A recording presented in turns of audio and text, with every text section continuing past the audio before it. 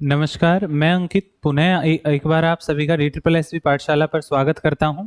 और आप जानते ही हैं कि वार्डर के लिए जो है वो हमने हिंदी की प्रिपरेशन काफ़ी दिन पहले स्टार्ट कर दी है ना। और बहुत कम समय जो है वो हमारे बचे हुए हैं अभी, और उसकी तैयारी जो है वो हम लगातार करते चल रहे हैं। और मैंने आपको ये बात बताई है कि भाई जो हमारी तैयारी है, यानी कि जिस तरीके से हम अपना जो प्रश्न है वो किस प्रकार से हल कर रहे हैं, वो सारे के सारे प्रश्न हमारे कौन से हैं जो प्रीवियस ईयर एग्जाम्स के अंदर आपके आए हुए हैं, हमने वही क्वेश्चन जो है वो आपके समक्ष हम लेकर आए हैं, है ना।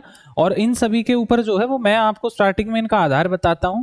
आज के प्रश्नों में ज्यादातर जो है आपका जो शब्द भंडार है उनसे संबंधित जो प्रश्न आपको देखने को मिलेंगे, आपको ये चीजें जो है वो समझनी है ना, थोड़ा सा याद रखने का भी प्रयास करना है। और हम जो है वो इसी प्रकार से प्रश्नों को हल करते आगे चलेंगे भाई, है ना। तो देखो भाई, क्वेश्चन है पहला, निम्नलिखित में से किला का पर्यायवाची शब्द कौन सा है। किला, तो इसने किला का पर्यायवाची शब्द पूछा। अब देखिए यहाँ पर एक बात समझिएगा, आप पहले आप ऑप्शन देखें एक बार। आपने यहां देखा कि आवास है, फिर घर है, फिर कोट है और फिर भवन है। आपको स्मृति में एक बात आएगी कि भाई ये आवास, घर और भवन, ये तीनों तो एक ही मतलब पर्यायवाची हैं आपस में, यानी घर के ही पर्यायवाची ये तीनों शब्द हमें दिए हुए हैं। एक ही शब्द ऐसा है कोट जो अपने आप में अलग है, और यही जो है वो किला का पर्यायवाची होता है। साधारण सी बात है। इसके अंदर आपको यही बात रखनी कि आवास जो है वो घर का पर्यायवाची है, घर है यहाँ, और फिर भवन है, ये तीनों ही पर्यायवाची शब्द हैं। तो हमारा एक शब्द बचता है, कौन सा, आपका कोट जो है वो बचता है, और यही आपके किले का क्या हो जाएगा, पर्यायवाची शब्द हो जाएगा आपका। चलिए आगे देखते हैं। नेक्स्ट क्वेश्चन है, देखो यहां से मैंने आपको बताया था लोकोक्ति मुहावरों से जो है वो कई प्रश्न आपको देखने को मिलेंगे, और आपको यहाँ पर साधारण सी बुद्धि की आवश्यकता है, आपको ध्यान से उन्हें समझना है ना। समझने मात्र से ही जो है वो आप आंसर यहाँ बता पाएंगे। देखो, अंगारों पर पैर रखना, ये आपका मुहावरा है। अब यहाँ पर आप एक प्रश्न, इनको आप ऑप्शन को अगर एक बार ध्यान से समझेंगे, आप अंगारों पर पैर रखा गया, तो सीधी सी बात है दुख का एहसास तो हुआ होगा, परंतु हम इसको उत्तर जो है वो नहीं मान सकते। अभी हमें ऑप्शन जो है वो सारे देखने पड़ेंगे, ठीक है। देखो, दूसरों को दुखी करने वाली बात तो इसमें कुछ हुई नहीं, हमने किसी का पैर पकड़ के अंगारों पर नहीं रखा, है ना। उसने तो खुद अंगारों पर पैर रख दिया, तो दूसरों को दुखी नहीं करा गया। आग से खेलने की बात नहीं हो रही, तो हमारे सामने दो ऑप्शन है, एक दुख सहना और एक बात कही गई जानबूझकर हानिकारक कार्य करना। देखिए, आपने क्या करा है, अंगारों पर पैर रखा है, यानी कि आपने स्वतः अपनी इच्छा अनुसार अंगारों पर पैर रखा, यानी कि आप जानबूझकर ऐसा कोई कार्य कर रहे हैं जिससे आपको क्या हो जाएगी, हानि हो जाएगी। तो स्वाभाविक सी बात है, हमारा इसका आंसर क्या हो जाएगा, सेकंड हो जाएगा, है ना। ये बात आप ध्यान रखेंगे। चलो भाई आगे देखते हैं। नेक्स्ट क्वेश्चन है महाशय। महाशय जो आपका शब्द है, इसका संधि विच्छेद जो है वो आपको बताना है। मैंने वही बात आपको ध्यान होगी, स्मृति में होगी, मैंने कहा है आपको कि संधि से जो है वो ज्यादा एक तरीके से कठिन प्रश्न आपके समक्ष नहीं आते। आपको यहाँ करना है कि इनको जो है वो एक तरीके से सही तरीके से इसका उच्चारण करोगे तो आप बड़े आराम से जो है वो आप अपने उत्तर तक पहुंच पाएंगे। देखिए, आप इसको क्या बोलते हैं, महाशय, महाशय बोलते हैं आप। तो देखो, मह प्लस आशय तो नहीं होगा, मह प्लस शय भी नहीं होगा। अब यहाँ दो बचते हैं, एक तो है महा प्लस आशय और दूसरा है महाशाय, है ना। महा और ये पीछे क्या है, शाय है, तो सीधी सी बात है चौथा भी नहीं है हमारा, क्या हो जाएगा, महा प्लस आशय जो है वो इसका उत्तर हो जाएगा। ये बात आपको ध्यान रखनी है। चलो नेक्स्ट क्वेश्चन है भाई, बिल्ली दूध पीती है, निम्न में से किस प्रकार का वाक्य है। मैंने आपको वाक्य जो है वो करवाए हैं, मैंने अलग से लास्ट वीडियो के अंदर जो है मैं आपको वाक्य डिस्कस कर चुका हूं। मैंने आपको बताई थी भाई, रचना के आधार पर जो है वो वाक्य तीन प्रकार का होता है ना, सरल, संयुक्त और मिश्र। ये तीनों ही जो है वो यहाँ पर आपको इन तीनों को ही देखना है। आपसे पूछा ही इन तीनों में से गया है कि भाई इसका आंसर जो है वो क्या होगा। मैंने आपको बताई थी कि भाई अगर दो वाक्य हमें मिल जाएं, अगर दो वाक्य हैं, अगर आपको जो वाक्य दिया गया उसके अंदर दो वाक्य जुड़े हुए हैं, तो हमारे कहीं ना कहीं संयुक्त में से या मिश्र में से कोई एक आंसर होगा, है ना। वो हम उसमें बाद में चेक करेंगे, लेकिन यहाँ तो एक सीधा सरल सा वाक्य है, स्पष्ट सा वाक्य, तो इसमें दो तो है ही नहीं, तो हमारा संयुक्त और मिश्र तो हो ही नहीं सकता। स्वाभाविक सी बात है, ये वाक्य कैसा है, हमारा सरल वाक्य है, साधारण सी बात हो गई। चलो भाई नेक्स्ट है, लोकोक्ति है, निम्नलिखित में से घर पर फूस नहीं, नाम धनपत, लोकोक्ति का क्या तात्पर्य है ना। देखिए ध्यान से आप अगर इसे पढ़ेंगे तो क्या है, घर पर फूस नहीं, है ना, यानी घर पर तो क्या नहीं है, फूस नहीं है। आप जानते हो पहले जो घर बनाए जाते थे उनके ऊपर, जैसे झोंपड़ी टाइप घर हुआ करते थे, तो उनके ऊपर क्या हुआ करता था, छप्पर, उसको छप्पर कहा जाता है। आप अगर यूपी साइड देखोगे तो आपको पता चलेगा कि इस तरीके से एक संरचना होती थी। तो ये जो घर है इसके ऊपर ये जो होता है ऊपर का, ये इसको कहते हैं छप्पर कहते हैं इसको, है ना। तो ये क्या है, ये फूस, ये जो है ये फूस से इसका निर्माण करा जाता था।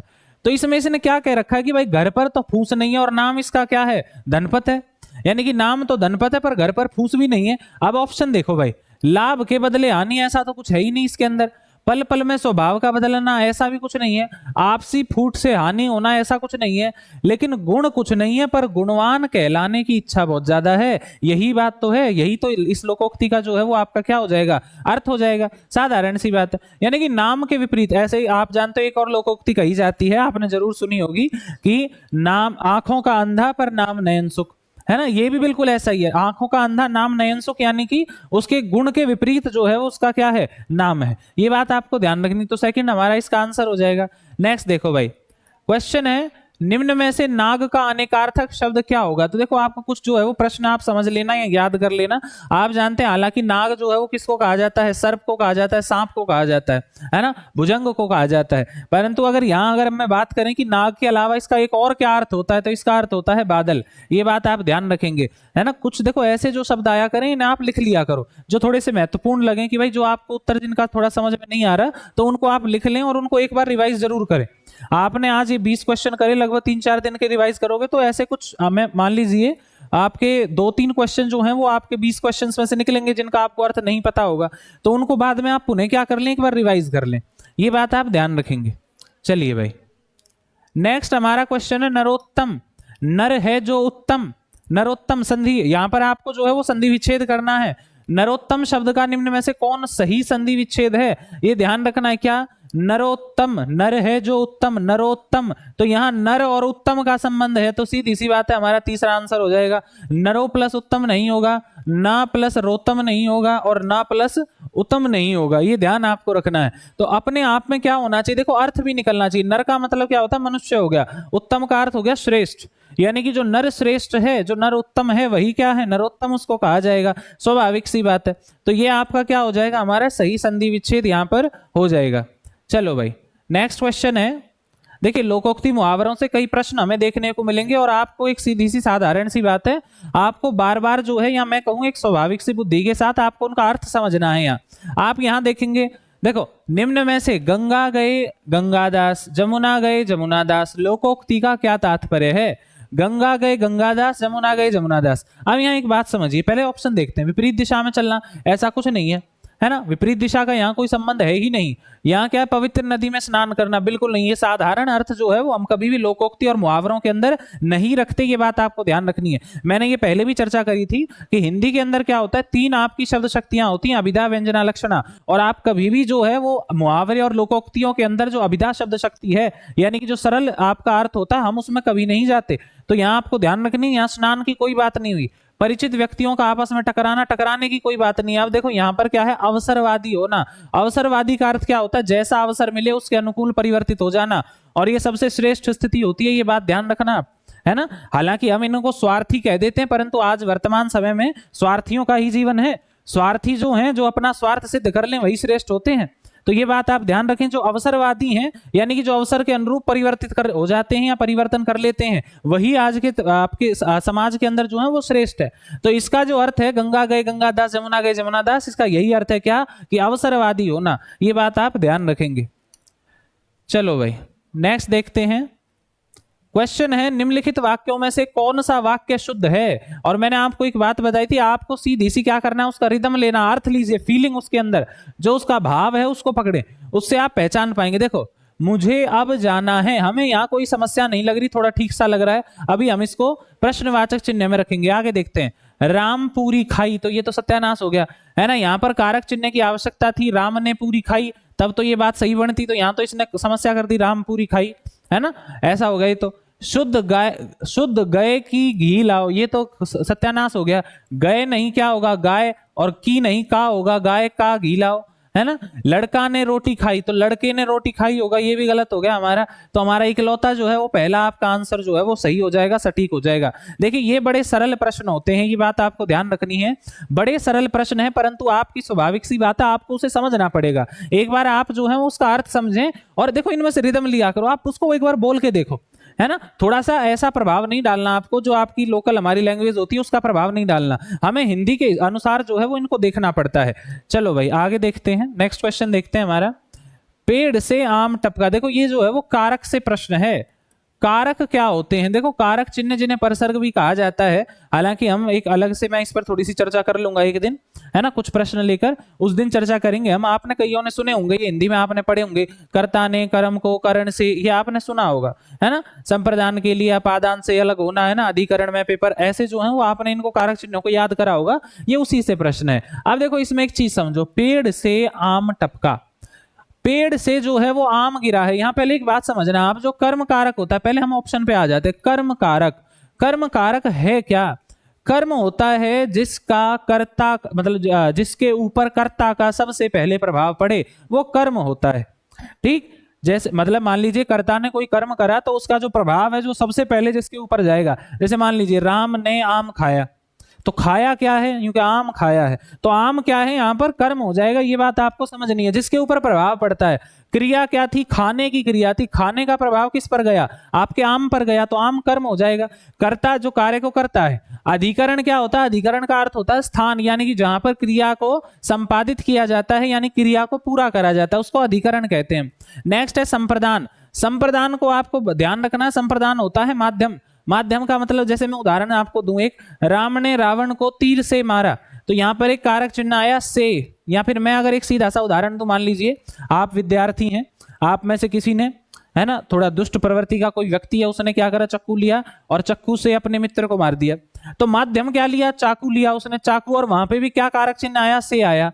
तो जो हमारा माध्यम होता है, यानी कि जो एक तरीके से जिससे हम क्रिया को करते हैं, उसको हम संप्रदान कहते हैं, और इसका कारक चिन्ह से ही होता है, ये बात आपको ध्यान रखनी है। और फिर एक और होता है अपादान कारक। अपादान का क्या होता है? अलग होने की स्थिति में होता है, और अलग जो होने की स्थिति में, इसका भी कारक चिन्ह से ही होता है। यहां समस्या होती है थोड़ी सी, देखो आपको इसे समझना पड़ेगा, है ना। अगर आपने ये नहीं कर रखा तो हम एक बार इसको जो है वो टॉपिक को मैं आपको जरूर करवाऊंगा, परंतु यहां आप समझें, देखो ये दोनों तो हमारे सीधे कैंसिल होते हैं।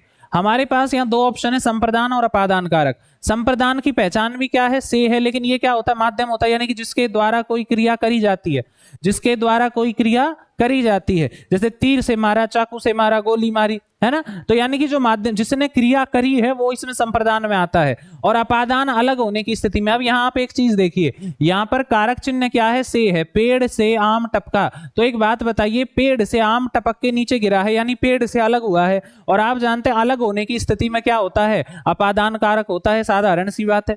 ये बात आपको ध्यान रखनी है ना। सरल सा यहाँ पर हमारा जो है वो इसका आंसर क्या हो जाएगा? अपादान कारक हो जाएगा। ये बात आप ध्यान रखेंगे।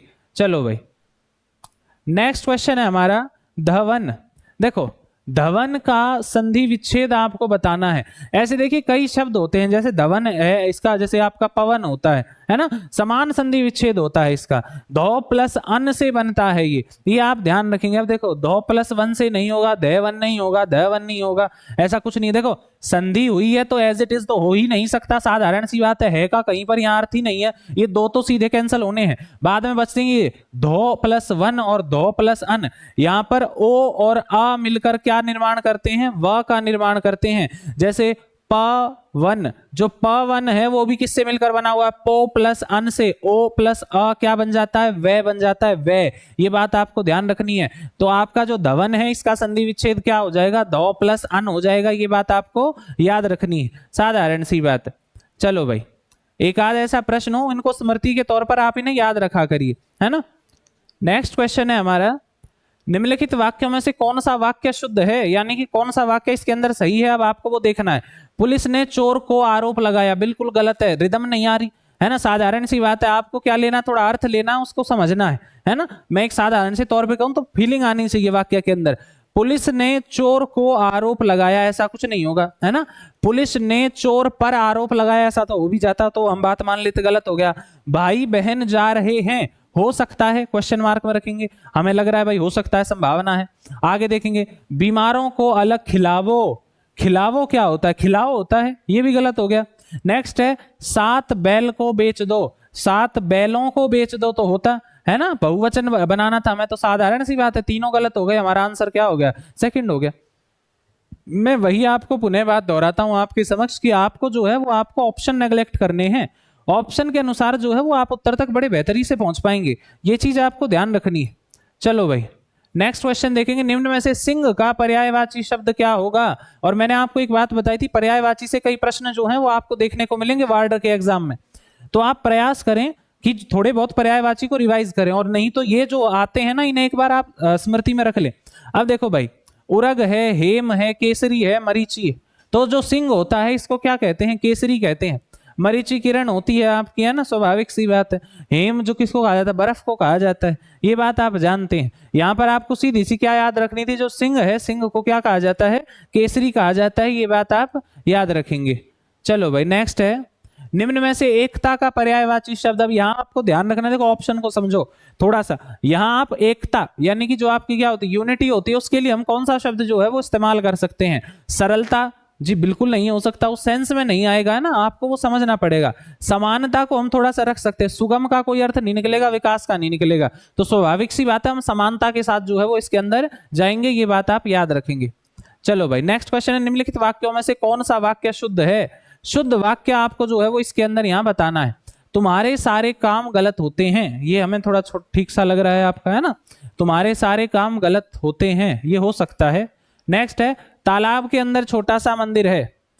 यहां देखिए कुछ वाक्य के अंदर कोई आपकी अशुद्धि आई है, इसको ट्रांसलेशन के अंदर मतलब एक तरीके से तालाब के अंदर छोटा सा, ये छोटी सी दिया हुआ था आपके एग्जाम के अंदर, है ना, तालाब के अंदर छोटी सी मंदिर है, तो ये उस हिसाब से गलत था। तारा निकल आया, नहीं तारे निकल आए होता है ना, देरी मत करना, यहाँ ये बात हो सकती थी, परंतु इसका ये इसमें थोड़ी सी त्रुटि बनी है प्रश्न के अंदर, ये मैं सही करके जो है वो आपके समक्ष लाऊंगा, है ना। इसको देखेंगे एक बार, इसको पुनः एक बार जो है वो चेक करा जाएगा। यहाँ पर ये प्रश्न जो है वो सही नहीं है आपका, है ना, नहीं तो कई इसमें सही हो जाएंगे हमारे। हाँ नेक्स्ट देखो भाई, विलोम शब्द के ऊपर जो है वो आपके समक्ष ये प्रश्न है।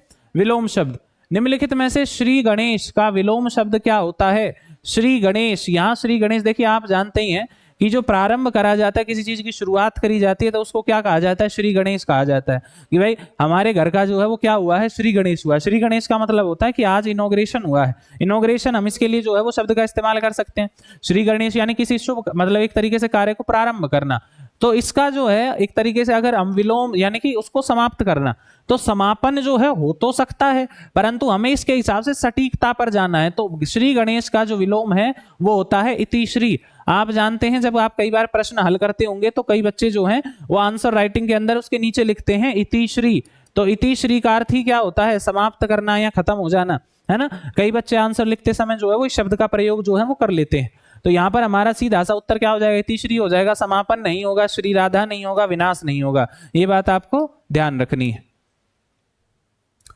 चलो भाई नेक्स्ट क्वेश्चन है, देखिए मुहावरे और लोकोक्तियों से कई प्रश्न हैं आपके समक्ष, और मैं कहता हूं ये बहुत अच्छी बात है अपने आप में कि अगर आपके समक्ष जो है वो मुहावरे और लोकोक्ति ज्यादा आते हैं, क्योंकि इनका सरल सा अर्थ होता है, बड़े आराम से जो है वो आप इन्हें पहचान पाएंगे, समझ पाएंगे। अब यहाँ आप एक बात समझिए, कान में तेल डालना, कान में तेल डालना मुहावरे का उचित अर्थ बताना है आपको। देखो एक बात जानो आप, एक स्वाभाविक सी बात है, हम जो है वो ज्यादा विचार इस पर करते ही नहीं है।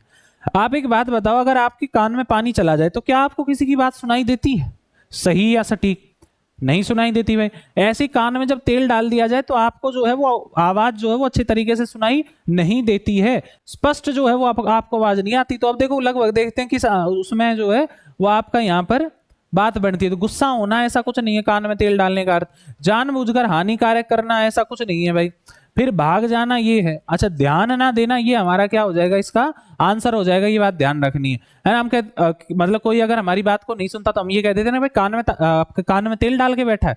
कान में तेल डाल के बैठने का अर्थ क्या हो गया कि उसको कुछ भी सुनाई नहीं दे रहा है ना, वो सुन नहीं रहा, या फिर वो क्या कर रहा है, इग्नोर कर रहा है। उस स्थिति में भी आप जो है वो इसे समझ सकते हैं, ये बात आपको ध्यान रखनी है। देखिए आज के जो प्रश्न है ना वो आपके लगभग क्या है, ज्यादातर शब्द भंडार से संबंधित हैं, और मेरा मानना है कि जितने ज्यादा आपके समक्ष शब्द भंडार से प्रश्न आप आगे आए और आप उनको ज्यादातर हल कर पाए तो वो आपके लिए उतना ही बेहतर रहेगा, ये बात आपको याद रखनी है ना। साथ में हम व्याकरण के जो आपके टॉपिक है उनको भी देखते जाएंगे जो महत्वपूर्ण रहेंगे हमारे। चलो भाई नेक्स्ट क्वेश्चन देखते हैं हमारा। देखो निम्नलिखित में से अंतिम घड़ियां गिनना मुहावरे का क्या तात्पर्य है, ये नाम से ही देखो अपने आप को स्पष्ट करते हैं, इसमें इतना चर्चा का विषय तो है ही नहीं।